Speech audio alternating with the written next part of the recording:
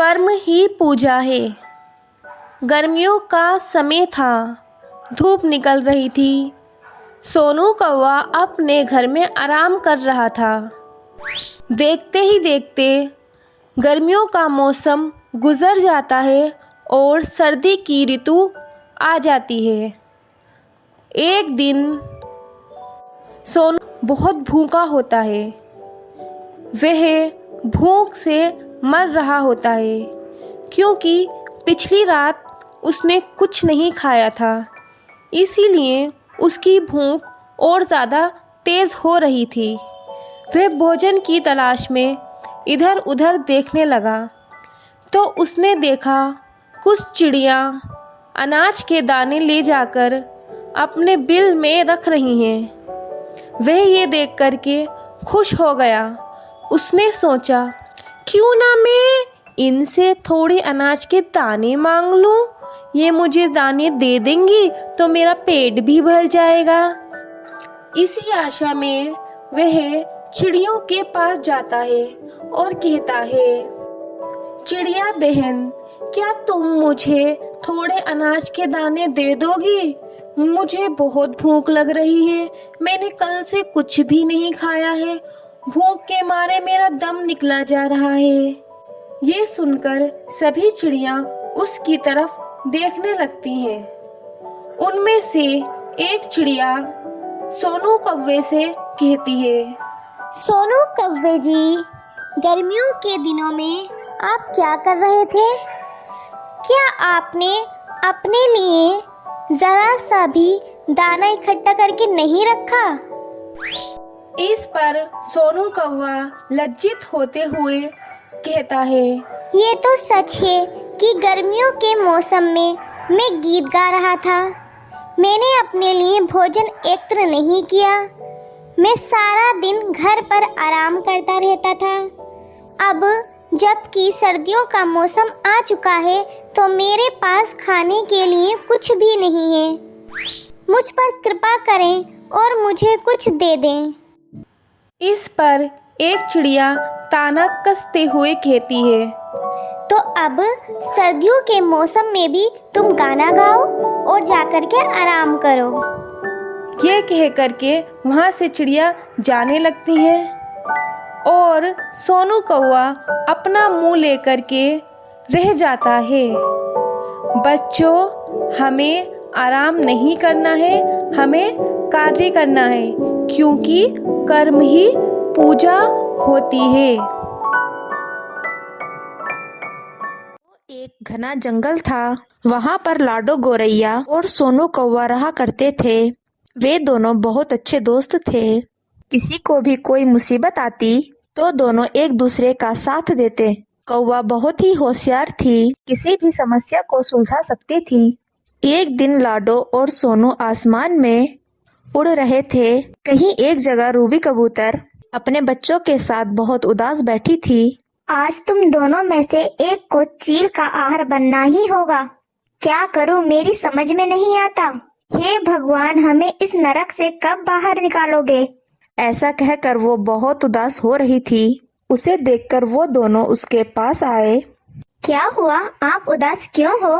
क्योंकि अपनी खुद की संतान की बलि देने का समय आ गया है। इस जंगल की महारानी वो दुष्ट चील आज उसका आहार बनने के लिए मेरे दोनों बच्चों में से एक बच्चे को जाना होगा। वो एक एक कर सबकी जान ले रही है। आज मेरे बच्चों की बारी है और हालात ऐसे हैं, मैं कुछ नहीं कर सकती। इतनी छोटी बात पर तुम रोने लग गई? इस समस्या का हल मैं तुम्हें बताती हूँ। अपने बच्चे को मत भेजो। दोस्त, क्या तुम सच कह रही हो? अगर वो चील यहाँ पर आ गई तो? वो सब मैं संभाल लूंगी, तुम बस धीरज रखो। दूसरी ओर चील कबूतर की राह देख रही थी। अभी तक मेरा आहार क्यों नहीं आया? लगता है इन पंछियों ने मुझे उल्लू बनाया। अभी इनको देखती हूँ। ए रूबी, क्या तुम आज भूल गई हो कि आहार के लिए तुम्हारे बच्चे को मेरे पास आना था? नहीं महारानी, मैं नहीं भूली, पर ये कौवा कोई खबर लेकर आई थी। अब मैं क्या करूँ, यही सोच में मैं कब से बैठी थी। कौन है ये कौवा और कैसी खबर लेकर आई है? देखिए, हमारी महारानी ने इन्हें आहार बनाने के लिए बुलाया है और लेकर आने को कहा। परंतु आप कौन है? इस पूरे जंगल में मेरे अलावा कोई महारानी नहीं है। ये कौन महारानी है? तुम महारानी को नहीं जानती?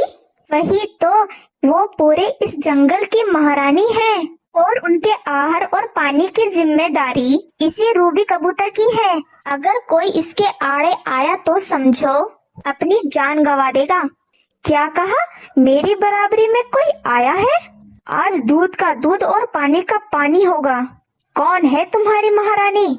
उसका मैं अंजाम देखती हूँ। हाँ, बिल्कुल मिलाऊंगी। तुम मेरे साथ चलो। कौवा चील को एक कुएं के पास ले गई। वो देखिए तो जरा, हमारी महारानी इस कुएं के अंदर है। अच्छा, तो तुम महारानी हो? कुएं से उसकी आवाज उसी को सुनाई देने पर वो और भी ज्यादा आग बबूला हो गई और गुस्से से कहने लगी, तेरी इतनी हिम्मत कि तू मेरी बात दोहराए? मैं तेरे पास आऊंगी तो तेरा काम तमाम होगा। रुक, मैं आती हूँ अभी। ऐसा कहकर वो कुएं में छलांग लगाती है। बचाओ, कोई तो मुझे बचाओ। यूं जोर जोर से वो गुहार लगाने लगी। यूं रोते हुए चील ने कहा, तो कौवा, तुमने मुझे धोखा दिया। अगर मुझे कुछ हो जाएगा तो मेरे बच्चों का क्या होगा? कृपया करो और मुझे बचा लो। कौवे को उस पर दया आई और उसने उसे बचा लिया। बाहर निकली चील महारानी से कौवे ने कहा, पल भर के लिए अपनी जान जाने पर परिवार का क्या होगा? इस सोच ने तुम्हें घबरा दिया था। तुम्हारी वजह से कई माँ लोगों ने अपने बच्चों को खोया है। तुम्हारी हैवानियत की वजह से कई जाने चली गईं। सभी तुम्हारी तरह माँ हैं। क्या माँ की ममता उनमें नहीं होगी? तुम्हारी वजह से अपने बच्चों को खोने के बाद माँ कैसे नरक का अनुभव कर रही हैं, इस बात का अंदाजा भी है तुम्हें?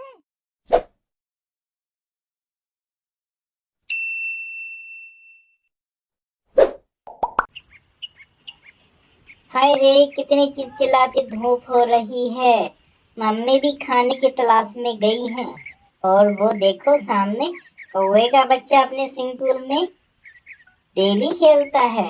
चलिए चलकर देख लेते हैं, यदि वो खेलने के लिए देगा तो मैं उसमें खेलूंगा भी और इस चिलचिलाती धूप में ना। एक कौवे के बच्चे, मुझको भी नहाने देना, मुझको भी बहुत गर्मी लगी है। मेरी मम्मी ने ये स्विमिंग पूल मेरे लिए बनाया है, तो अपने मम्मी को क्या बनवा ले स्विमिंग पूल। मैं तुझको इधर नहाने नहीं दूंगा, इधर से चला जा। हम तो बहुत गरीब हैं और मेरी मम्मी के पास बहुत ज्यादा पैसे भी नहीं हैं। मैंने उनको कहा था मेरे लिए स्विमिंग पूल बनाइए, लेकिन वो कहती है हमारे पास पैसे ही नहीं है। चल जा यहाँ से, मुझको गर्मी में परेशान करने के लिए आ गया है। मुझको नहाने दे अपने स्विमिंग पूल में, चला जा यहाँ से। मम्मी भी आ गई होगी घोंसले में। चलता हूँ, फिर मम्मी को ही बोलता हूँ स्विमिंग पूल के लिए। मम्मी मम्मी, देखिए वो काले कौवे का बच्चा कैसे डेली स्विमिंग पूल में नहाता है।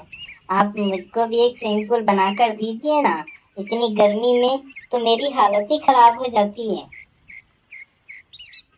अरे बेटा, अपने पास तो पैसे ही नहीं हैं, फिर भी तुम यहीं पर रुको, मैं जाती हूँ और कुछ तलाश करती हूँ, तुम्हारे लिए नहाने की व्यवस्था करती हूँ।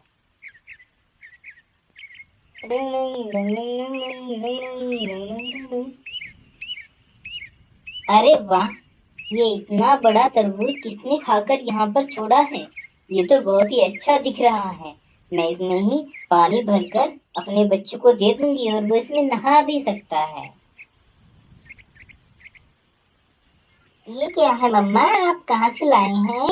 ये तो बिल्कुल स्विमिंग पूल जैसा दिख रहा है, ये तो बहुत ही अच्छा है। अरे मैं तो इसमें जल्दी से नहाता हूँ। बहुत मजा आ रहा है मम्मी इसमें तो। ये तो मेरा बहुत अच्छा स्विमिंग पूल हो गया। ए काले कौवे के बच्चे, इधर देख, तेरे से भी अच्छा स्विमिंग पूल है मेरा। अब मैं इसी में नहाया करूंगा।